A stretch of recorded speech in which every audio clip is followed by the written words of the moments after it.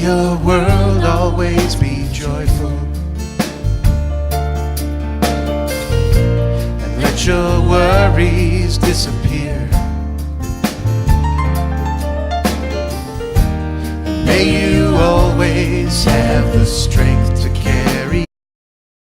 This is an instructional video and should be used in conjunction with my book 12 Steps to Natural Gardening and my 16-page written set of instructions, which includes a material list to build Krautter's year-round organic vegetable garden. This is a structure that I designed and built to utilize compost energy, solar energy, and thermal energy to provide the heat needed for growing vegetables in the winter. I strongly believe we need to focus on energy that does not pollute our air, for these are the energies we must develop. I also designed a method to recirculate water during the winter months. As I built this project, I took pictures and videos with my iPhone. Utilizing Apple's iMovie program, we put together this video. It's an amazing project that produced amazing results. This is my plan. 1 square equals 1 square foot. Run the greenhouse from north to south. The structure we built is half this size. I bought 16 10-foot lengths, 6-inch solid smooth wall pipes. We need to find a sunny piece of land and level the ground. The pipes are ready to be post hole dug and sunk into the ground. Using mason lined string and stakes, line out to scale the 2 raised beds. Locate the exact position of each post. Dig the holes 2 feet deep with a post hole digger. Build your raised benches with 12-inch lumber and place the first pole on the inner corners. Use a level to set your poles. Add gravel to surround the poles, firm them into position. Continue building your raised bed. Add your uprights and place in the right position. Looking good. We're getting there. Getting the corners perfectly positioned is the most important task. Bringing in gravel for the base of the walk. Gravel is loaded into buckets so that it can be carried into the walk. The 4-inch layer of gravel should be evenly spread out. The gravel needs to be tamped down to make it solid. Meanwhile, the preparation of the planting bed, located in my book 12 Steps to Natural Gardening on page 184, is taking place. The organic ingredients are being added in layers, spread out, and dug into the top 12 inches of soil. The bed is now ready for planting. The second raised bed needs to be built. Uprights need to be added to the second bed, replicating the first. Man, what a great job! Congratulations on a job well done. It looks great. Now we have to add cement to the interior of the pole to make it watertight. After dumping 3 1-gallon containers of cement into the pole, we need to tamp it down to make it watertight. We now need to remove all of the raised bed so that we can line the base with chicken wire. We bring out the double-folded wide roll of chicken wire. It is rolled out and placed on top of the poles. Holes are cut out into the chicken wire to fit around the poles. Chicken wire covers the base of the floor, and the raised beds are built back like they were on top of the wire, making the vegetable garden animal-proof.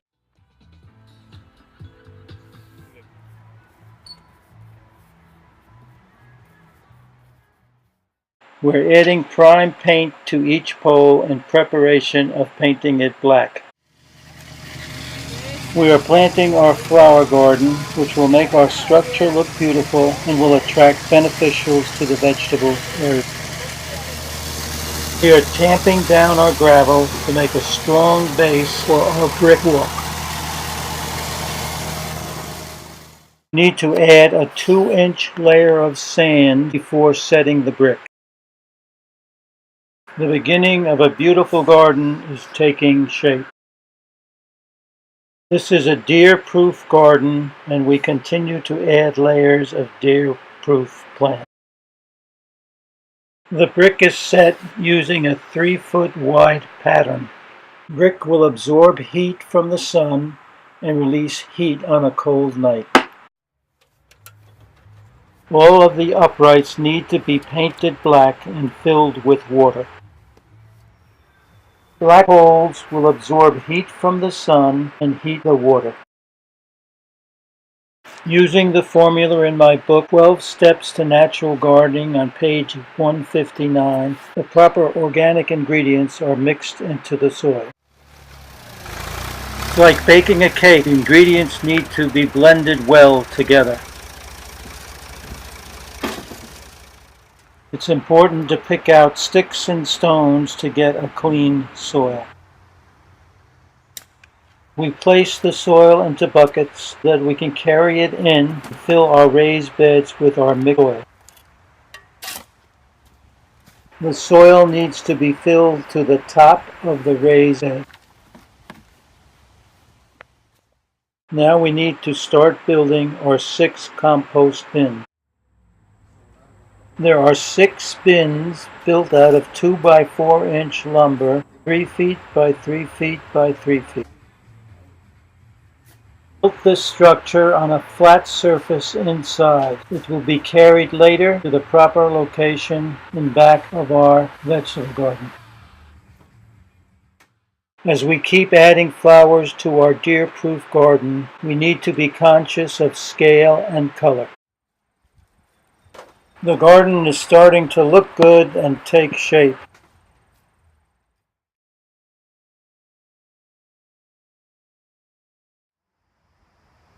We need to build and position the door jamb, secure it in place.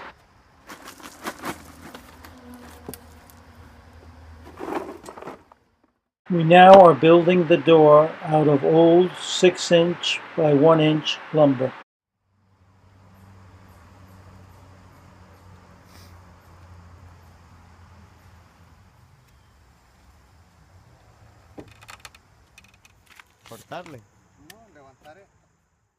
We measured and built our door screens out of chicken wire in the shop and screwed them into place.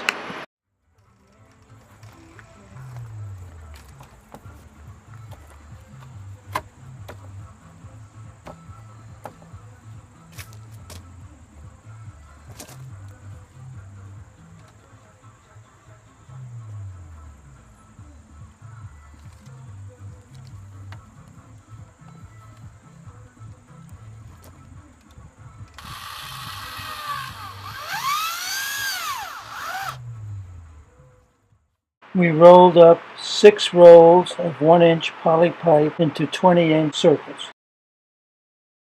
They are hung on the lower side of the compost bins and connected to each other. Hanging on the side, this allows for the compost bins to be turned on a regular basis. Chicken wire lines each of the bins. 4-inch tubing with holes is hung in the center to provide aeration. The compost bins are filled with layers of chopped up organic material. They will generate heat, 2/3 carbon material to 1/3 nitrogen material. As the microbes break down the pile, they will generate heat. The chicken wire is connected and hooks onto the next bin, allowing the front to be opened up for easy mixing. A 1-inch poly tube is laid out and then dug into the top 2 inches of soil, and later will provide heat from a circulating water system connected to our tubing in the compost bins. We tied into the 1-inch poly pipe closed circuit line and another upright with an air vent, and installed a water fill intake with a valve,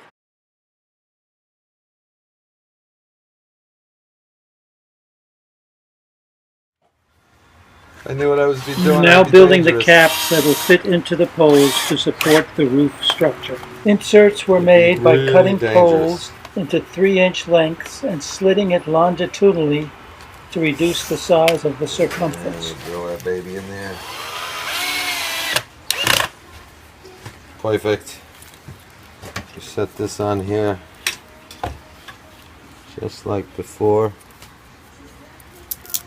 Line it up. So we missed that big baby hole. We'll put that one. You know what? That's interesting. I can actually cheat that one right there and use the holes that we already have. I'm a cheater. Don't drill into your finger here, folks. Make sure you have the right size screw that does not go through the wood. You see, I check it, and I can see that it doesn't go through. So that I know before I start pushing, it's not going to go through into my hand. Okay? You want to make sure that that's the case. All right, you're on video. All right, we're getting it all built here. Put that to that, that, and it slides into that. All right. It is now time to hang the deer netting. Allow extra netting to hang forward to prevent animals from climbing over. I have to make 4. Join 2 pipes. We are using Not a square electrical 90-degree conduit corner to build the roof structure. All right, so we can cut with the camera. All right, so here's what we're gonna do. We're gonna get that pipe. We're gonna run a little bit right there.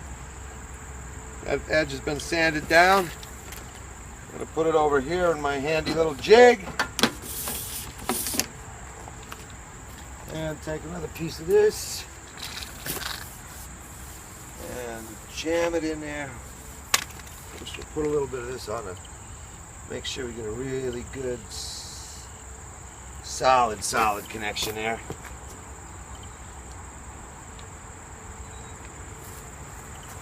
And then I give it a couple of jabs like that. All right. Ready. You take a 1/4 inch by 3 inch bolt, run it through there with a washer. Put another washer right there. And, oh, look at that, it fell right through. Good thing I got a videographer to keep me happy, huh?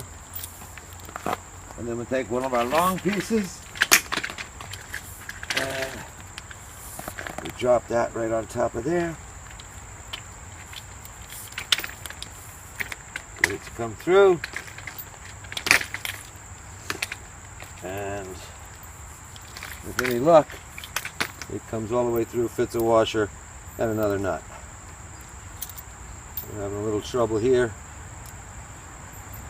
So give it a little gentle persuasion. Where's my hammer? Probably an easier way. Screw the bolt in.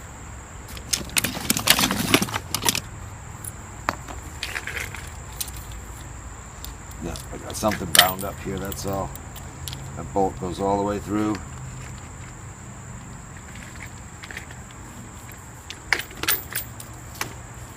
That bolt.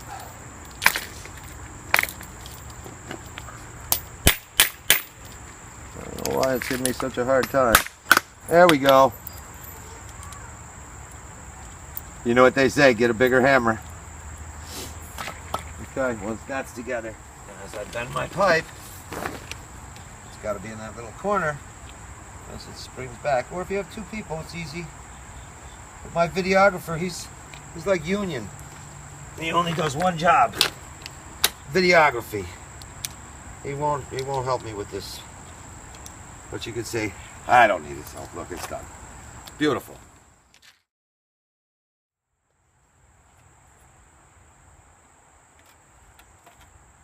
You even want that extra length on the back end to cover your compost. I don't know. Looks awful good. That's a nice height. What do you think? Yeah, I think that's good. I think that's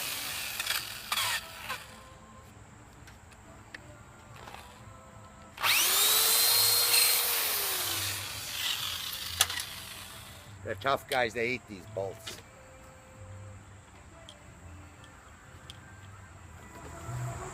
After the 4 half conduit rings we built, they have to be secured to the top of the outer poles and screwed into the wood inserts we positioned.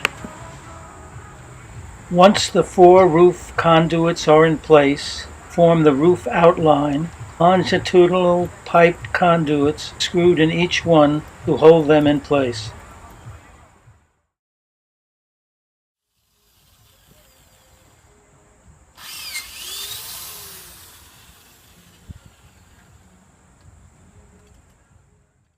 After everything is finished, it is painted black.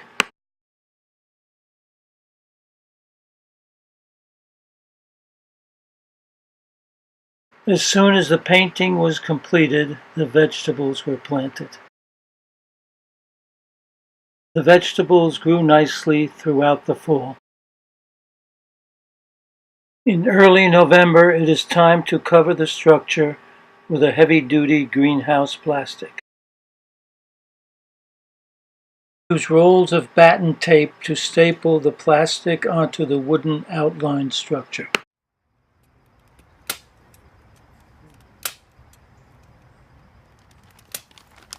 The batten tape can be pulled off in the spring and reused the following year.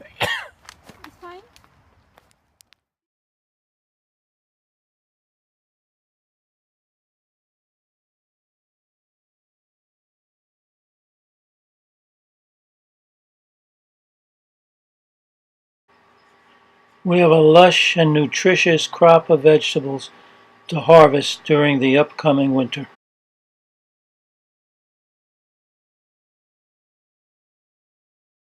You will note the 2 8-inch columns dug into the soil. They are dug below frost level, and 40-degree thermal heat is pumped into the structure from the earth. We placed a second sheet of plastic above the columns to condense water, and a reflective sheet in the north side to reflect heat back into the structure. We placed 3 35-gallon buckets of water into the structure and watered the plants when they got dry. Water evaporated from the soil and transpired from the leaves of the plants. It condensed on the plastic and dripped back into the soil.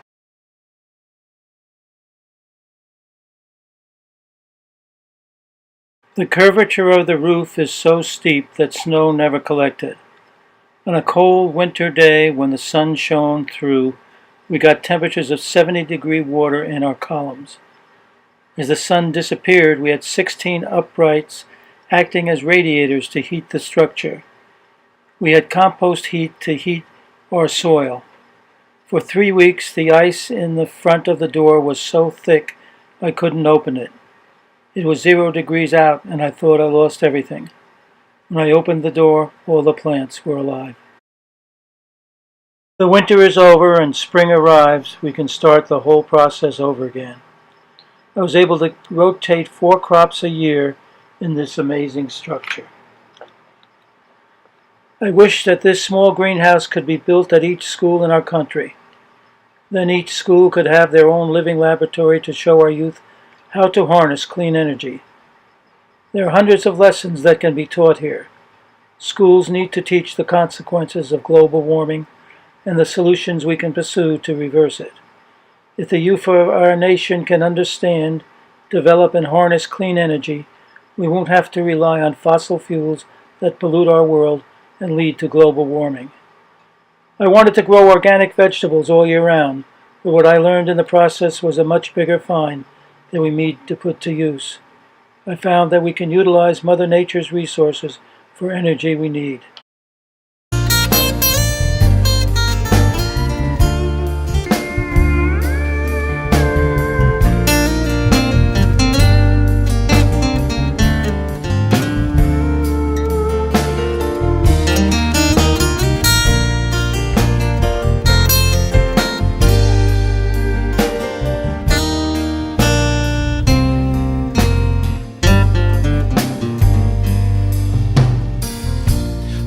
Your world always be joyful, and let your worries disappear.